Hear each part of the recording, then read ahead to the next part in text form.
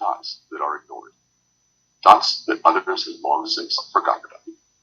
Some like these new dots and celebrate this new discovery, liking how things currently are, comfortable with everyday dots. Some protest these new dots. Some even claim they aren't valid, or worse, are imaginary dots that don't really exist. Yet, it's these new dots that potentially change everything. What is the source of these new dots? Notions. Unexpected connections. Ideas. Possibilities. And imagination. Fire was one of these dots. So is the wheel. And the bicycle. And the automobile. And the computer, as well as the internet, smartphone, and the tablet. In fact, many of today's common dots were at one time uncommon, newly introduced dots. So what is innovation? Those other dots, the ones others miss, and having the certainty to know that the dots you see are not only valid, but necessary if the world is to move forward. Okay, I think I'm a nurse myself. I've been nursing for 15 years. Spent 10 years in London. I've worked in Iraq, Afghanistan, Africa. I've worked in Norway, Mexico, 8 years in England, and now I'm in Australia. So I've been around. I haven't worked in Sri Lanka, so that's disappointing. Sorry about that. But maybe soon. Maybe I can come soon. But I do know that nurses are good at innovation. But we need to be able to drive nurses and give them the ability to deliver innovation. Because if we are on the ward and it's 10 o'clock at night and something needs to be done, well, we do what we can to make that thing happen. That's what nurses are good at. But we live in a tough time at the moment. There's lots of problems with learning demands. Medical errors are very high. And we need to know how we can support our junior nurses to empower them and give them confidence in the industry. So your current reality is that you get your nursing education from IIHS. And, it's a wonderful thing that I can be here on another part of the world and we can connect and have a conversation. But using these new technologies, we can actually stand in an environment. We can walk inside a video. So some of this new technology is going to start to become quite exciting and quite unreal in our minds about what is actually possible and what does the word digital even mean? Because we currently live in a very 2D world. But soon you will be able to go for a walk with me inside the computer. That seems fantastical, but that's what's going to happen. So this is a medical school in England from about 100 years ago, and in the front row is Alexander Fleming, quite well known for discovering penicillin. Now, it's more the classroom I want you to think about. You can see all the students sitting in an amphitheater, and the teacher is sitting at the front. And from what I can see, we've got a lot of people sitting in the audience there in Sri Lanka, and they're all looking towards a screen. So that's a very typical classroom, or what we expect a classroom to look like. This is a modern classroom at Oxford Medical School. But with virtual reality, that all changes because you put a device like this onto your head. So if I have a device on my head and I'm looking around, I can't see the teacher. I can't even see the other students. I can't see the chalkboard or the screen. So what does that mean for nursing education? There's a whole range of different benefits and disadvantages that we need to work through. But ultimately, it works to empower the learner to discover the content. There's a lot to learn about this type of technology. And the ultimate question is, back in the 1980s, laptop computers were very expensive, very boutique. Only rich people had laptop computers. And then all of a sudden in the early 2000s, mobile phones started to come out. So you had personal computing and then mobile computing. Now, virtual reality is not a game or a gimmick. It's a new form of computing. This is why companies like Facebook are spending $10 billion a year.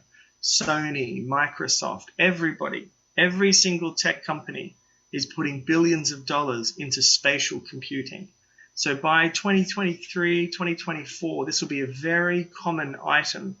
I predict you'll probably be able to buy it at the airport, you'll be able to buy it at the shopping center, much like your mobile phone. But the real question is, what is this guy even talking about? He's going on with some stuff. I don't really know exactly what he means. Now, virtual reality is the use of a computer, just like I showed you, that you wear on your face. And it has the ability to simulate another reality. But ultimately, you can put your headset on and immediately be in a new environment. So this is an example here. If I was teaching you about a pneumonia, you can see I'm wearing the headset and I can change the lungs. I can change the vasculature, the lymph nodes. I can even walk around them. I can even stick my head inside them. I can grab them. And those lungs are about 1.5 to 2 stories tall. Now, you can imagine if you can interact with an organ, you can grab it, pull it apart, stretch it, decrease it. There's a lot of benefits to that. It's a very active experience. You can make something that's complex, perhaps like a myocardial infarction, and you can pull it apart and see it. This is me wearing the virtual reality headset, and I can literally peel away the anatomy. I can grab the heart, look inside it, put it to the side. So imagine learning something like cardiovascular assessment or even something simple as blood pressure.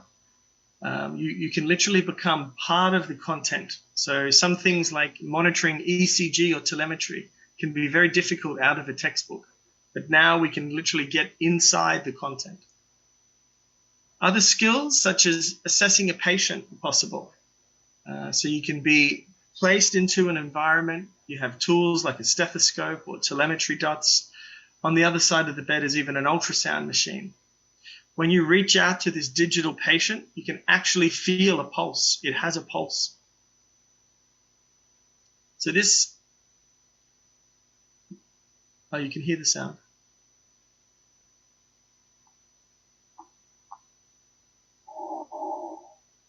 So this is an ability to practice without a patient.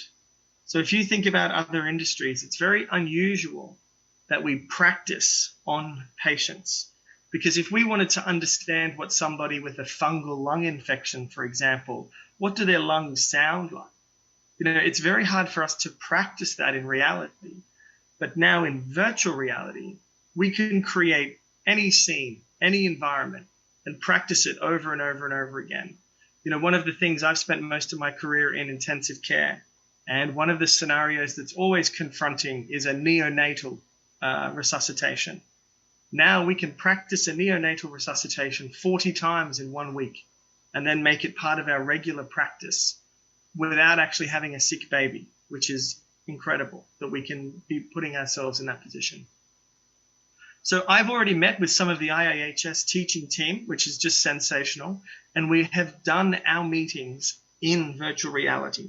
So I've been able to stand next to them as an avatar, just like you see here in the picture, and I've been able to give them a heart, give them some teaching, and talk about the differences between using video-based online learning, which is Zoom, which it is amazing to connect with you all, but it's a very passive experience. It's very difficult to us to feel connected from one person to another. So it's important to mention that it's not new. Virtual reality has been around for 20 years. It's relatively new to healthcare. A lot of research has been done, and it's all generally quite positive. There definitely is some downsides to using virtual reality, such as some people can feel a little bit disorientated being inside the computer. But ultimately, e-learning does not have to feel like watching a bad movie, because now you're inside the movie. You're actually a part of the program. There's some new concepts within nursing that we're going to have to work towards, which is this 3D instructional design. So this is an ability for nurses in a 3D environment where everywhere you look, you're able to interact with different items. There's going to be a blurring of the lines between learning and practice. Because if I was to say to you, what does it mean to learn something? What do you do? How do you learn something? Because if you were to look to the person next to you, the way that they learn might be quite different. And then what does practice mean to you? And this is where we start to get the blurring of the lines. If you had that neonatal resuscitation, what would you actually want to practice? What exactly about the resuscitation do you need to learn? And that's where you get that dissolving effect. And then the most powerful thing, much like the conference here today, we've got people like Ohio State University, Coventry, Bundle of Rays, IIHS, all these really great organizations, JCU, I'm sure I haven't mentioned them all. But what's going to be able to happen now is that these people, these organizations, are able to use this new medium to operate and connect across the world and help people like you guys in Sri Lanka, whether it's in the US or here in Australia. And we're going to be able to provide something meaningful in a remote solution. We're going to need a plan. So there's a lot of education that needs doing around teaching the teachers. You know, some of the trainers need to understand how to deploy this type of technology in the classroom. This is a short video.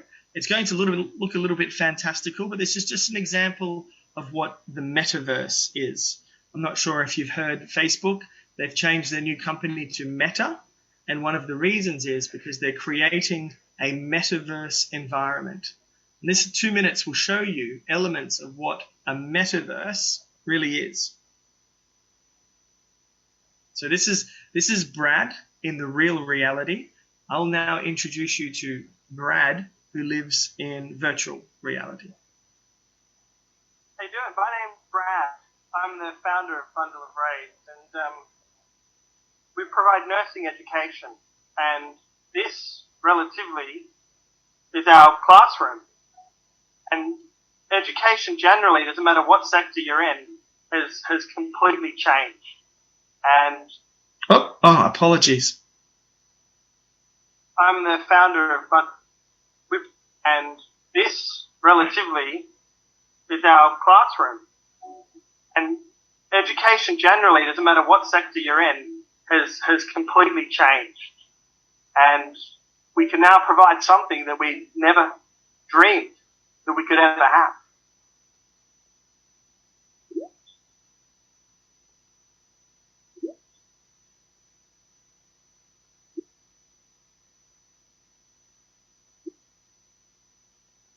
Myocardial infarction. But the best way to think of shock is a form of ischemia. I've never experienced this before. Okay, all right. Danger. Is there any danger?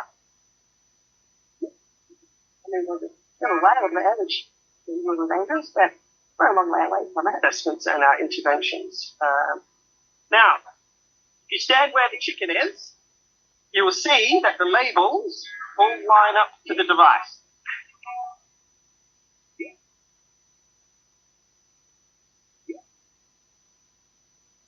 This isn't about just educating and training. Take a look around. It's about changing things.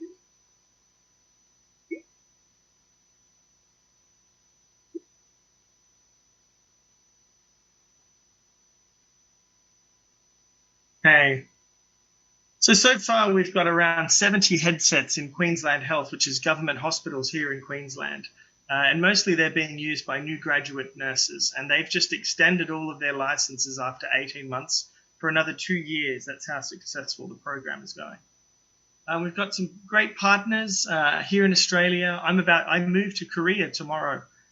This lady here is one of the professors at Daegu Science University. I'm actually going to be living in Korea for 4 months. I fly out tomorrow morning. So when my wife found out I was doing this conference tonight, she nearly killed me. So I'm going to go after this and sit down with the children but I fly out tomorrow morning, which is very exciting. So the movement and the wave of nursing education around immersive technology really is happening at a global pace.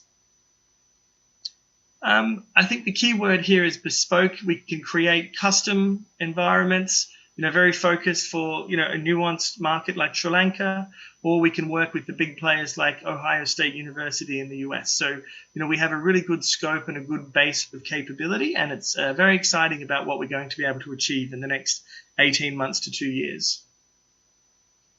We're generally building a healthcare eduverse. So it's a metaverse environment where we can work with people like you guys in Sri Lanka and connect around the world. We have a big focus on mental health, resuscitation, and curriculum.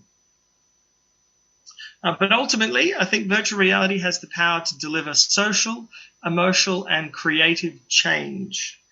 Okay, so if you've ever practiced on a mannequin, that is going to be a thing of the past. And we're able to provide a very powerful ability to deliver storytelling within the simulation. And I think that's going to be a big key to how we manage nursing education of the future. Okay, I hope I haven't bored you too much. I hope you found the talk interesting. If anybody has any questions, please feel free to send them through, and happy to answer some questions.